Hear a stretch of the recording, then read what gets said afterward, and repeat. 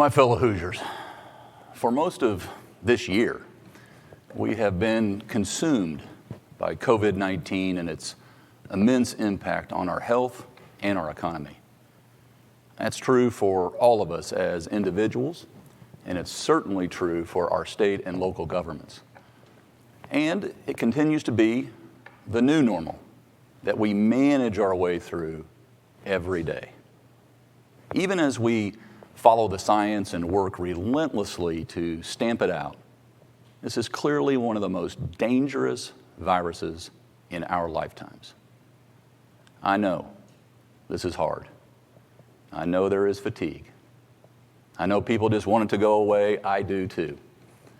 It's required tremendous sacrifice. We've endured unimaginable loss. And I appreciate everyone's patience, resilience, and generosity through it all. Truly, like never before, we're in this together. And that's why ultimately we will prevail together. That said, we're also facing another kind of virus that's equally voracious. And it's in turn forcing us to a reckoning as a state and nation, one that's built on equality for all. I'm talking about cases of racism, sometimes obvious, sometimes subtle, that have led to inequity and exclusion that have plagued our country throughout our storied history. We now stand at an inflection point. We have an opportunity to acknowledge those past wrongs, learn from our history, and admit where we've come up short of our ideals. Then we must get about doing what we've done whenever we face a challenge. Make historic progress together. It falls upon us, all of us, no matter how difficult the issue, how far away it may seem or easy to ignore.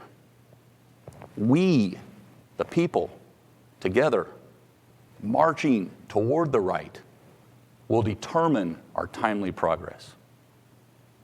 Our country is unique in that we were founded on the promise that all men were created equal. As our founders wrote, endowed by their Creator with certain unalienable rights, among them life, liberty, and the pursuit of happiness. And yet it's just a fact. The concept wasn't put into practice even before the ink was dry. Quite the contrary. Laws were established that classified African Americans as property and prevented women from voting. There's nothing equal about that. That's why some 100 years later, our nation fought a civil war, American against American, to determine if one state could decide whether it was legal to own another person. More than 24,000 Hoosiers died. Nearly 50,000 were wounded in the fight to prevent slavery from spreading like a virus into states and to preserve a united states. Thankfully, the Union perspective, our side, our state, our founding written principles prevailed. But that hardly leveled the playing field, even here, for years to come. Over the ensuing decades, anti-slavery states like Indiana still attracted those who thought their birthright gave them the right to carry out heinous acts of violence against those who didn't look or pray the way they did. Lynching and burning down houses of worship were their means of sending messages of how it would be. Jim Crow laws kept people of color separate, prevented them from voting, and denied them equal treatment under the law. Think about it. It took 100 years after the Civil War to finally pass laws that outlawed discrimination based on race, color, religion, sex, or national origin, and prohibited racial segregation in schools, employment, and public accommodations. Now, for sure, there has been undeniable progress. We've seen people of color move into positions long denied them in business, including America's first female self-made millionaire, Indiana's own Madam C.J. Walker, and in education, and in sports, and in the arts, and in government, including the election and re-election of a black president. And yet today, in 2020, it's clear. We must aspire to do more to form that more perfect union. The coronavirus has underscored stubborn racial disparities that are still with us, fueled by decades of unequal opportunity and structural barriers like job discrimination and access to good educations and health care.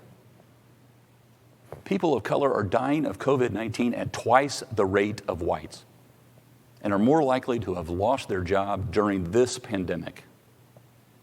And it's in this environment that we've seen a number of unarmed black men and women killed, culminating in an officer kneeling on the neck of Mr. George Floyd for 8 minutes and 46 seconds until his last breath was snuffed out.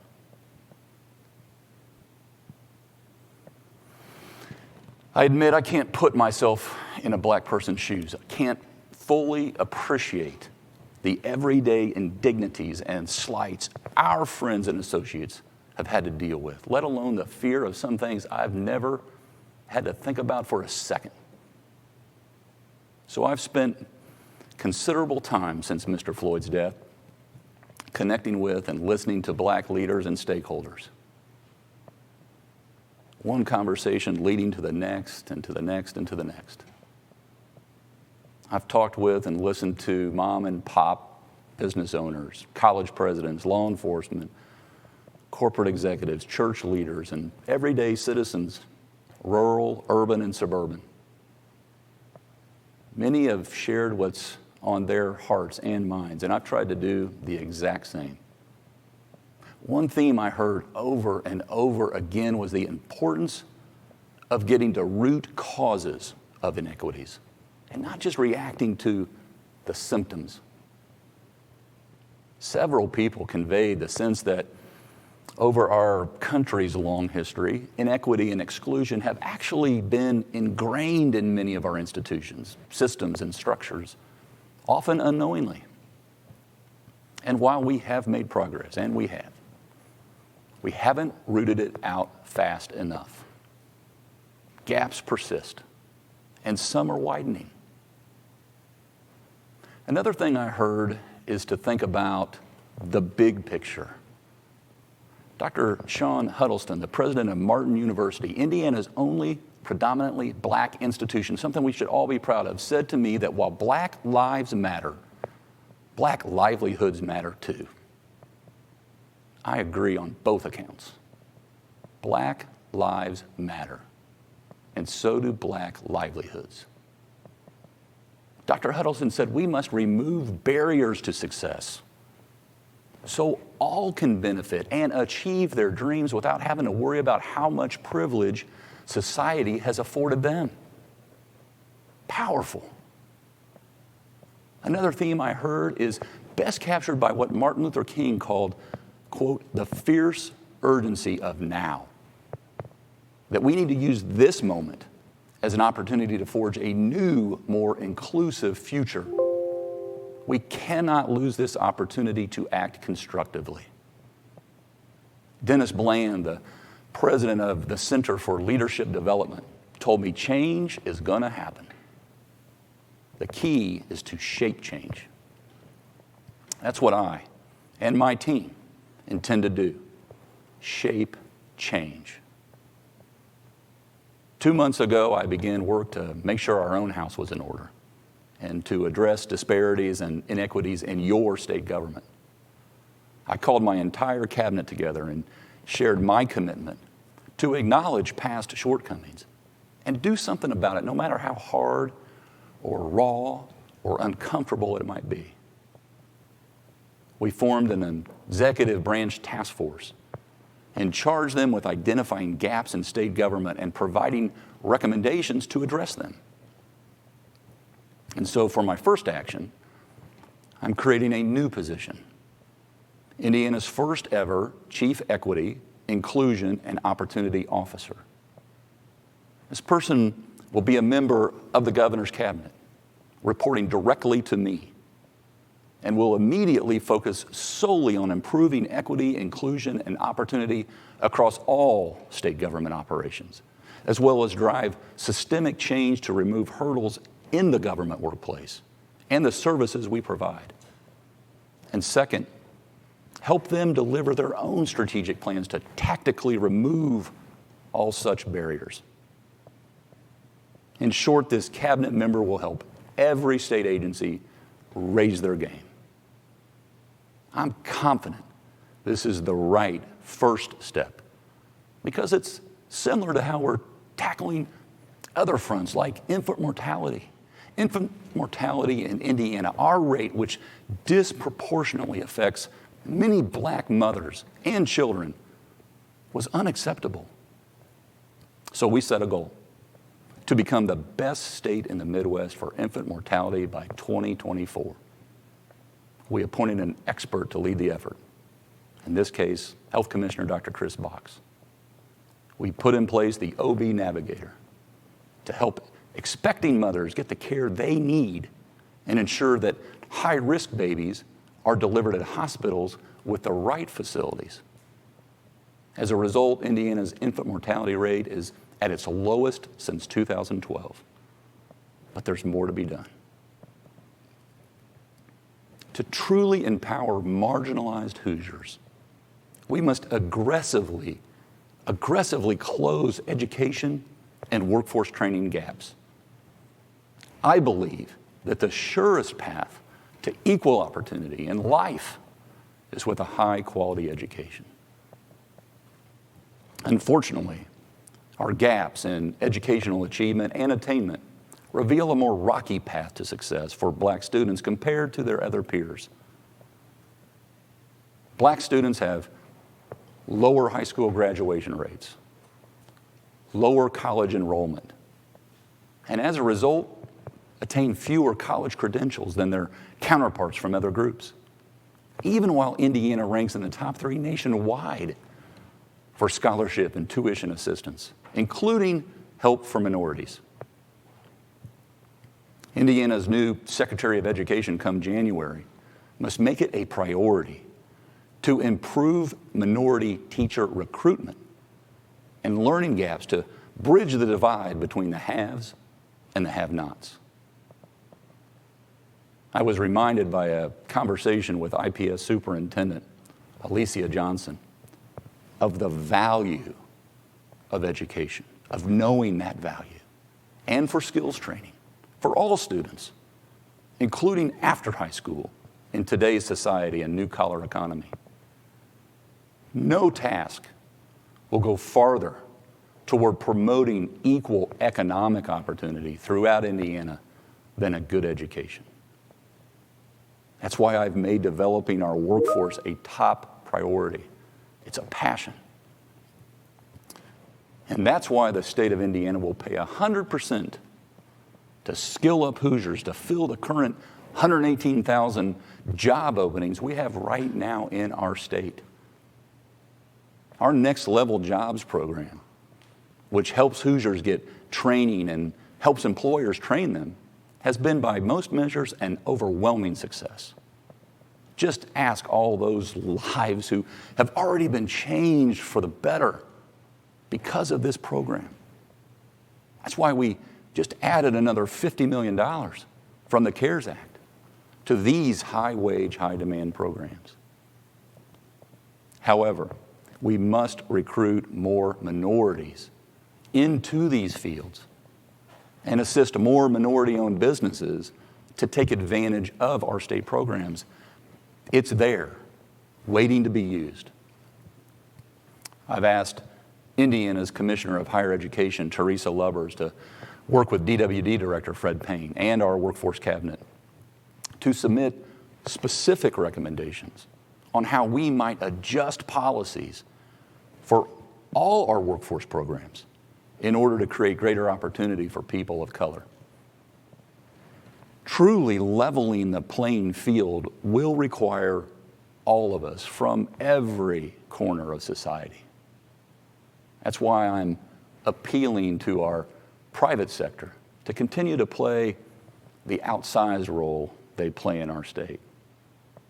Indiana is blessed with so many great companies and philanthropies with strong ties to our communities and commitments already to diversity and inclusion.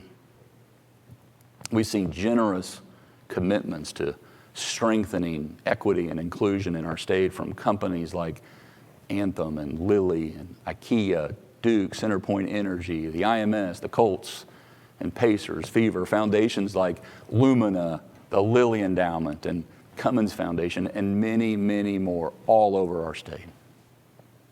We're counting on all of you for continuing your bold and creative leadership and partnership to make life better for all Hoosiers.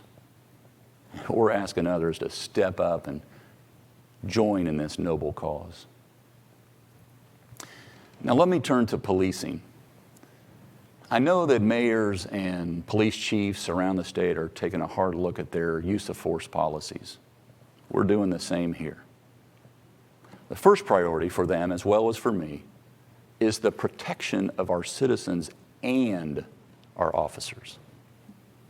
When you call 911, you expect a response, and we need to make sure our officers are trained and equipped appropriately to do so. That's on us. For that reason, I will mandate the use of body cameras for every frontline state trooper by spring of 2021. Indianapolis, Jeffersonville, and Bartholomew County, I just read Anderson today, and many others, are just some of the local jurisdictions that have recently approved use of body cameras for their officers. We are also taking a hard look at police training.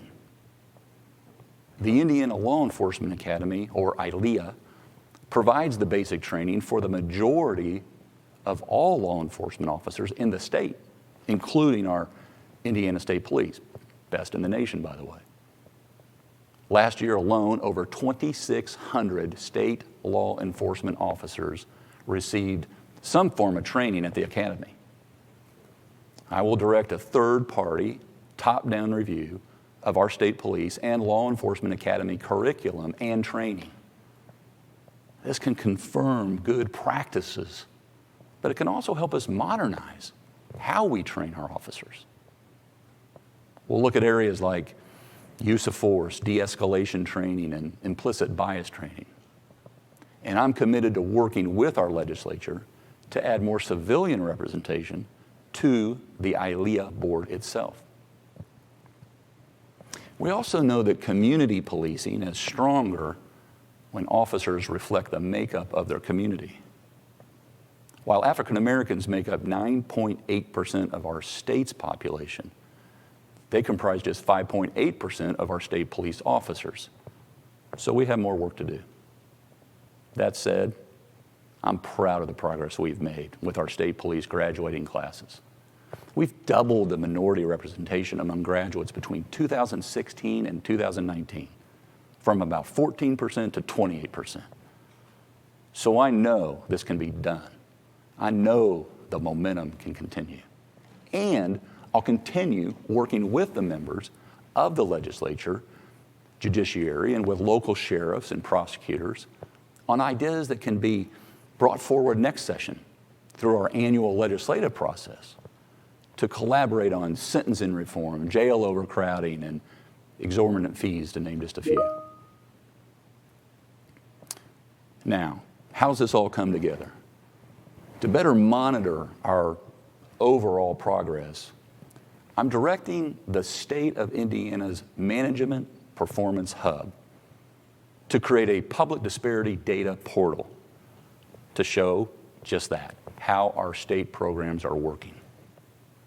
We'll track and share up-to-date information on various fronts, each important to transforming someone's station in life at every stage, like pre-K enrollment, graduation, college enrollment, and employment rates, access to capital, Healthy Indiana plan enrollment, and other health indicators like substance abuse resources and smoking, diabetes, and hypertension rates, foster care placement rates, incarceration and recidivism rates, just to name a few areas where we need to see continued improvement. We'll put our cards on the table, face up. This type of public dashboard transparency is critical if we're all going to move forward together toward equity and greater opportunity. You'll hear me talking more about what we're doing, what progress we're making, and what gaps remain as we measure and publish the results. Fellow Hoosiers, Martin Luther King said, "Injustice anywhere is a threat to justice everywhere." I believe that. When we see injustice, we must deal with it, whether it be against a people or a person. Like when it came to pardoning an innocent man, Mr. Keith Cooper, finally now a free man. What I've laid out today are steps in a broad effort to make sure Indiana is a place where every Hoosier has an equal opportunity and access to achieve our founders' vision of life, liberty, and that pursuit of happiness. Realizing that vision requires we address root causes, inequities, and remove barriers that have been built up for centuries. It won't be easy. It won't happen overnight. But oftentimes, the best view comes after the hardest climb. Our climb, yours and mine, requires change. Not just in policy, but also in our hearts and minds. In my conversation again with Dr. Huddleston, he said, "No change happens without discomfort." I expect some discomfort in the months and years ahead. But I'm telling you, it is oh so worth it. I ask all Hoosiers to join me in a spirit of openness and thoughtfulness and progress. That may mean questioning long-held assumptions. It has for me. And it fueled a hunger to do more about it. So, to those who feel impatient and that we're not moving fast enough on this journey, I get it. Protesting is a cherished right that Americans have fought and died for. To those who subscribe to the late John Lewis's getting into some good trouble, nonviolently, I get it. But John Lewis also knew the key to driving change was nonviolence. So I say, if you want change, don't throw a brick. Use a brick to lay a foundation for something better. 1 Thessalonians 5:15 reminds us to, quote, "Make sure that nobody pays back wrong for wrong, but always strive to do what is good for each other and for everyone else."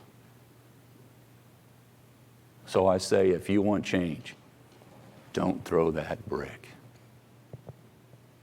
Use it to build a foundation for something better. Every community deserves to be a peaceful place to play, go to school, work, shop, and raise a family. I feel for the shop owners, many of them people of color whose stores were damaged by looters. We must never forget those who paid the full measure to keep us safe. As we still mourn Officer Breanne Leith, Trooper Bo Stephen, and Deputy Jacob Pickett, all killed in the line of duty while protecting others of all colors. Those three left home every day in uniform, like so many others, not knowing if they would ever return, serving in neighborhoods they only sought to keep safe and secure. Fortunately, few of us are called upon to make that kind of sacrifice. But we all have a role to play. For my part, I commit to you that I will work to be a barrier buster and to bring greater equity and opportunity within your state government and the services you entrust us to provide so that every Hoosier can take full advantage of their gifts and of their potential. And together we'll make E Pluribus Unum out of many one. Not just a slogan in Indiana, but our North Star. Thank you, and may God continue to bless our efforts and our great state.